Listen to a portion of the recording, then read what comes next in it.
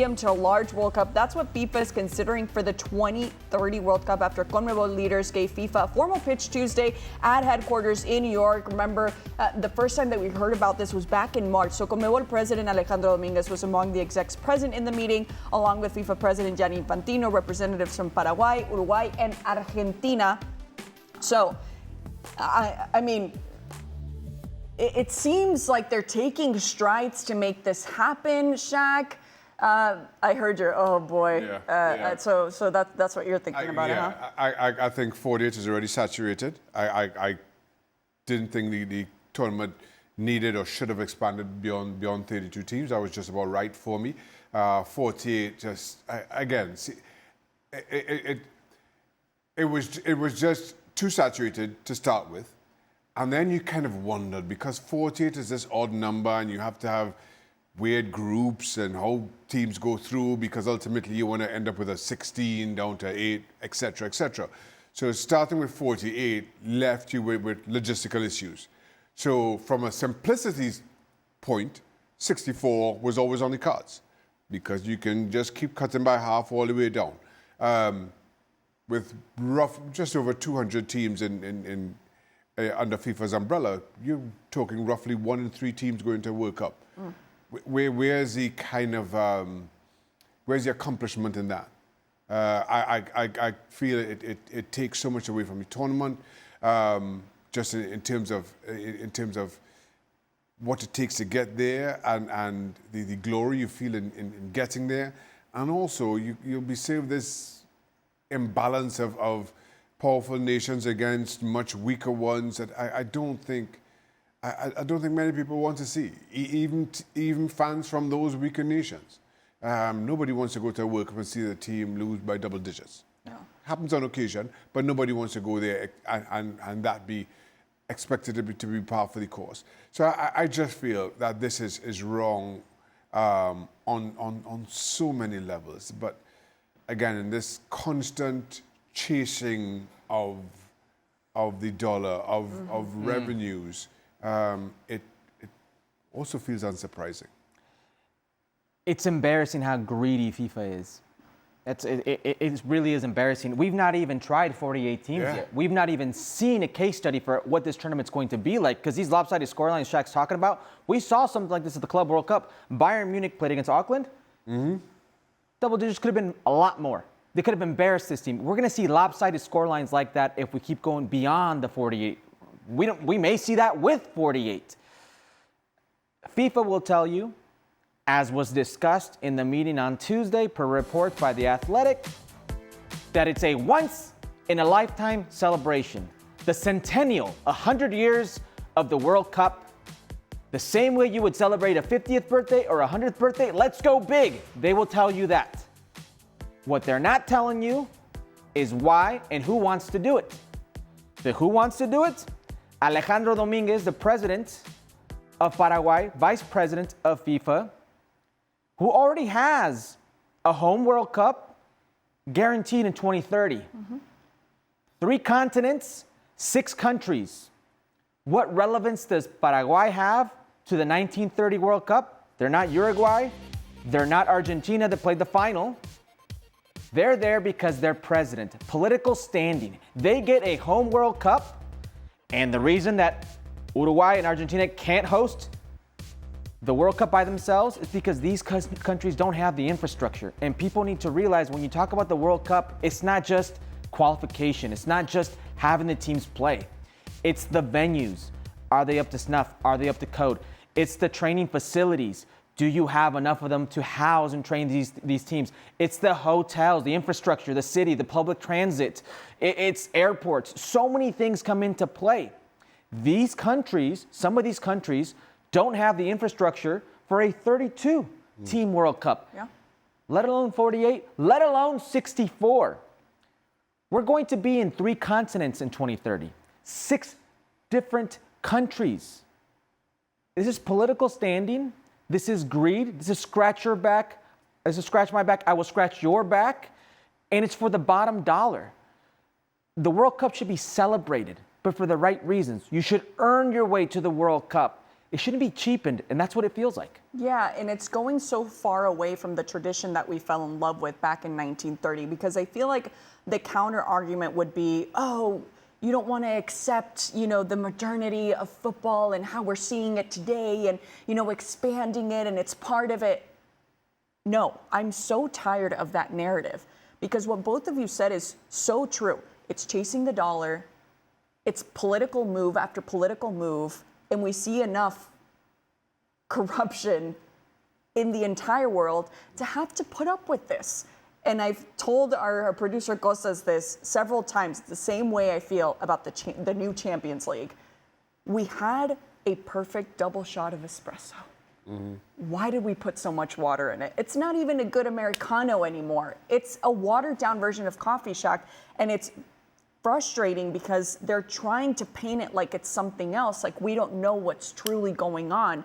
And you're talking about doubling it. We know that next year there are already fans that are complaining about trying to get their tickets for the 2026 World Cup. I know people are concerned about logistical moves trying to get to MetLife Stadium, which was a trial run in the Club World Cup, and I heard several first account complaints. So it's insane to think about 64 teams. You said that you don't agree with that on another level. Let's take it to another level. The player's health. Yeah. It always goes back to that.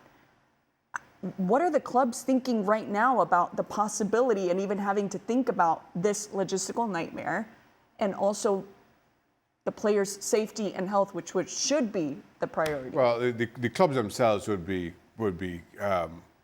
certainly up in arms about it, and that's putting it as nice as I possibly can. But to get this over the line, FIFA don't have to appease the clubs. They have to appease the member associations. But in doing that, they'll do exactly as they did for the Club World Cup. They'll throw so much money at this idea. And let's be honest, outside of a few member associations, mostly European member associations and some of the larger CONMEBOL nations, so many smaller countries, Trinidad and Tobago is a perfect example, rely on that support from FIFA. Right. Now, if FIFA says, either publicly or behind closed doors, listen, if you vote for this 64-team World Cup, we'll double what we pay you annually. We will double those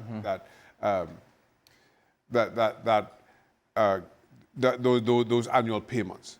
Now, for a country like Trinidad and Tobago, we can do an awful lot more with that extra funding, a lot more internally, and it makes a whole lot of sense for us just to have that money so we can have better development programs. There's so much. Assuming that's going to happen, Shaq, I hope that that's the result from this. Well, no, but what I'm saying is, you totally understand a Trinidad and Tobago voting for that. 100%.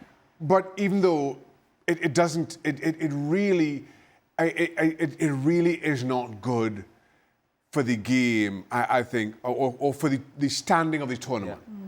It's good for the game in that smaller nations will get more money to grow the game, to put towards their development, to do so much more. But just in terms of its standing, in terms of what it means to players, I think it takes away so much. And then to your original point, Cristina, you then add additional games for these players, for the top players in world football, added to what we've already seen with the Club World Cup, and I think players' calendars are already pushed beyond a reasonable limit. This just continues to add to it. But my concern continues to be player welfare will not be front of mind, will not be front of the marketing packet. It will be sold to member associations. Clubs will have very little say on this. And my concern is, unless somebody stands up for the integrity and the history of this tournament, not a lot is going to be done otherwise. That's what it is. It's the integrity, the history of the tournament. Because most players would want to play in a World Cup. It's every footballer's dream to play in a World Cup. You're part of a select few, a 0.0-something% that actually gets to play in a World Cup. It's every 4 years, and it was 23 players from a country. When you look at the United States, a country of 340 million, you're part of a very select group if you actually get to play in a World Cup. But this feels cheapened. They'll always fall back on the mission statement of FIFA, which is to grow the game. That's going to be the default for them. We're growing the game. But it's not, yes, at what cost? It's also on the field. We spoke about these lopsided scorelines we may see. We're going to see a 48-team World Cup here in the United States, in Canada, and in Mexico. CONCACAF at the moment has 6 guaranteed spots in that 48-team World Cup. The United States, Mexico, and Canada being host, and 3 teams that will qualify in the World Cup qualifying cycle, and 1.5 spots. So you have a chance. So there's 2 more potential CONCACAF teams. You're already diluting the product even more for 48 teams. I just mentioned 8 CONCACAF teams that could potentially be in this 48-team World Cup. Imagine 64. That would mean the end of the qualifying process for CONMEBOL as we know it. I may hear a Vamos Venezuela in there somewhere. Oh, my God. but you read my mind. I'm not. But I guarantee you, even Ali would say that's not the way they want to go. That's not what the World Cup is about. That's not the way to get to the party. I think as well, in terms of growing the game and giving additional countries those opportunities, I firmly believe that instead of growing the tournament in terms of the number of participants, grow that playoff structure.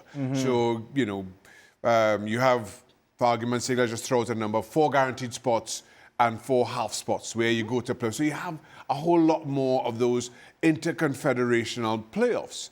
So you have CONCACAF nations up against European nations. You have CONMEBOL up against Oceania, whatever it may be. And you can grow that part of it. Right. But you don't have to grow the number of teams actually participating. Again, politics of football drives so much of this. UEFA will not sign up for playoff spots. We've seen that at 32 teams. We've seen it at 48 teams. UEFA want guaranteed spots, do not want to put their countries up for playoff positions. Ask them why. I have my own thoughts about it. They will probably say different. But if FIFA mandates this is indeed how we're going to grow the game, then you have to make UEFA do it. Right. You cannot just bend the knee and this be the result. Just to close things off from my end, the problem here will be that they will monopolize the game, and those countries with the ability to host will be far and few between. It's going to be the U.S.'s of the world. It's going to be in the U.K. It's going to be in Germany. It's not going to have the reach that the mission statement says it should have.